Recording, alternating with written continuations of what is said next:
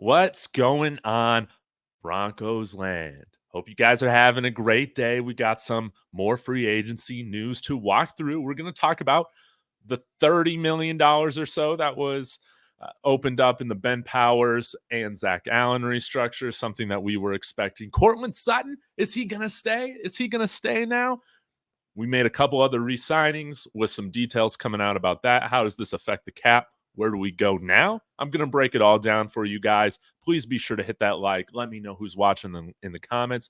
Want to give a quick couple shout outs and thank yous. First, Let's Talk Broncos. Link in the description.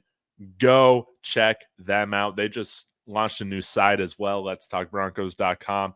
These guys are awesome.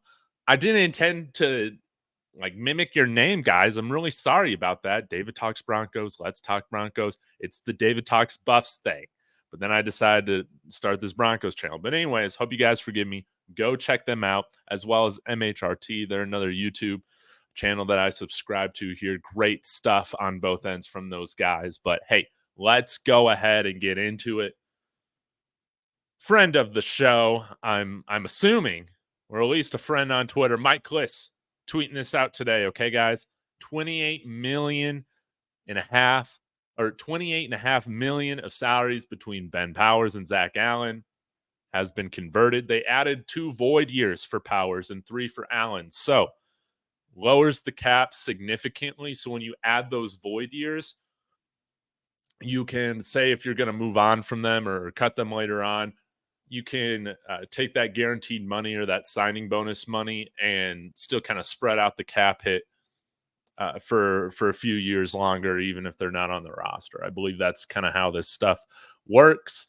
And with the cap expanding, I doubt this is going to be much of an issue at all. The only type of contract that I feel like this is really serious with these void years is probably quarterbacks. But hey, we're already taking on a big quarterback hit right now. And we also had some other great news. Of course, Michael Burton staying here on a 1-year deal. I think this was something a lot of us were expecting because of Sean Payton's offense. Michael Burton, I assume that this is going to be around the veteran minimum or so. Maybe we'll see Adam Troutman re-sign, but we do have a lot of cap space right now. Let's go ahead and break this down. That Russell Wilson cap hit number hasn't changed, and I haven't seen the 1.2 million subtracted from this yet, which I believe will happen. So look at it right now as we have more so like $36.3 million or so. Cortland Sutton, Ian Rappaport reported that he's probably sticking around right now. Are the Broncos bluffing? Because it seems like there are a lot of wide receivers right now on the trade market that are going to cost more than Cortland Sutton. Could we see him traded? Personally, let's work out an extension with him. He's still only 29. Let's work out like a 3-year deal or something like that. We bring in a rookie quarterback. It's nice to have a veteran for him to lean on, okay? But if we want to replace him with somebody cheaper, I'm not going to complain, guys. DJ Jones, he hasn't been cut yet. Maybe we keep him around right now. For this contract's looking better right now, right? With the money we saw some of these guys get yesterday, okay? Zach Allen's cap hit is down. Tim Patrick's is as well. Ben Powers down to $6 million. And check this out, guys. PJ Locke's number is only $2.4 million for this year. And we might... Is Wil Lutz added on here yet? I don't think so. So subtract about $4 million from this. Okay, maybe we're closer to about $31 million in cap space remaining. And so there's a couple different options that we could take with this, guys. Of course, you know that I'm walking you guys through this every chance that I get. But let's say we take on that $53 million hit this year.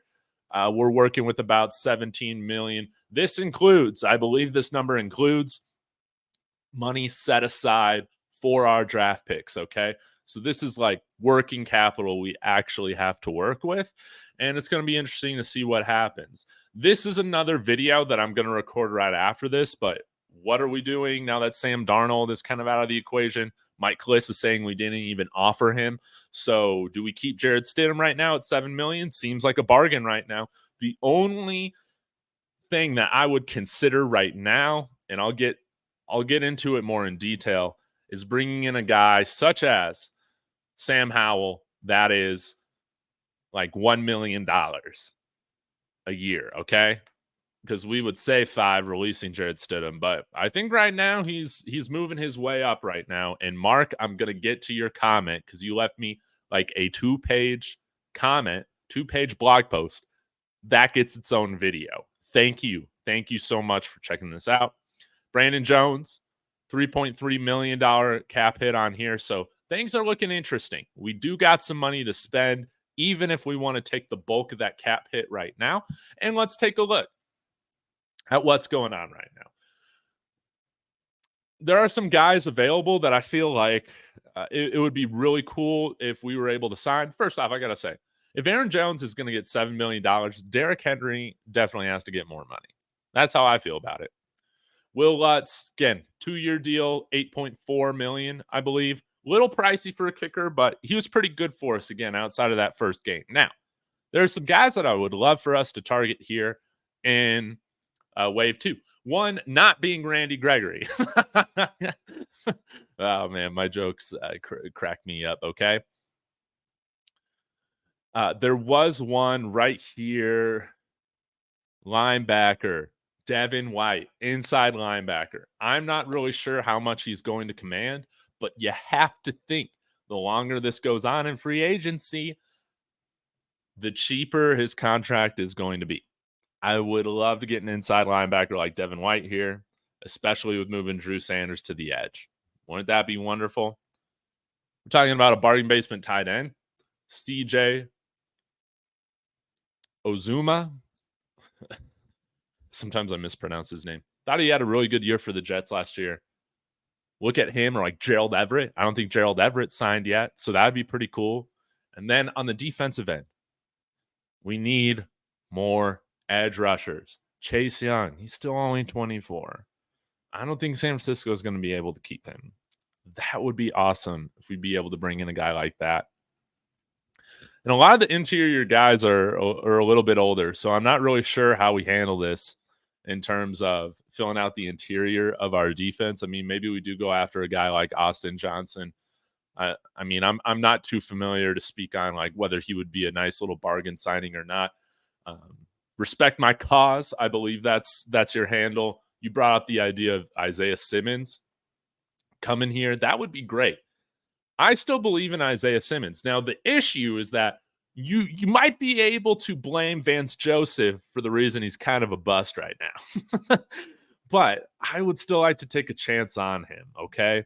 Hell, take a chance on CJ Henderson at the vet minimum coming out here anyways, as well. So a lot of different options. It's going to be interesting to see what the Broncos do right now, but I would love it if we're able to focus on the defensive side of the ball today. Y'all know we got to be better at stopping the run. Got to get some more talent in here. We need depth. We need quality. We need competition. I mean, I would love to bring in another corner so we don't have to thrust in Riley Moss before he's before he's ready for that.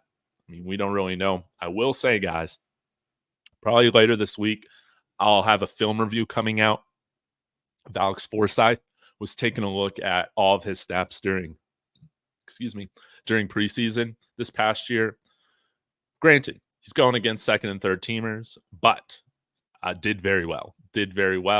And looking back at his stuff over at Oregon and the production he had over there, I'm shocked he fell to the 7th round. Like, I really do believe that George Payton, Sean Payton weren't bluffing when they were saying that they were pretty surprised that he fell that far. And I think he's going to be a fine replacement for Lloyd Cushenberry, especially at his price. So going to dive into his game a little bit because I assume that many of y'all, including myself until I looked at this, hadn't really seen or taken a look at Forsyth much. So I'll be back with another video talking specifically about the quarterback and responding to Mark's awesome comment. So y'all be sure to hit that like. We're on our way to 500 subs. Y'all be sure to subscribe. I'll see you guys here very soon. Go Broncos.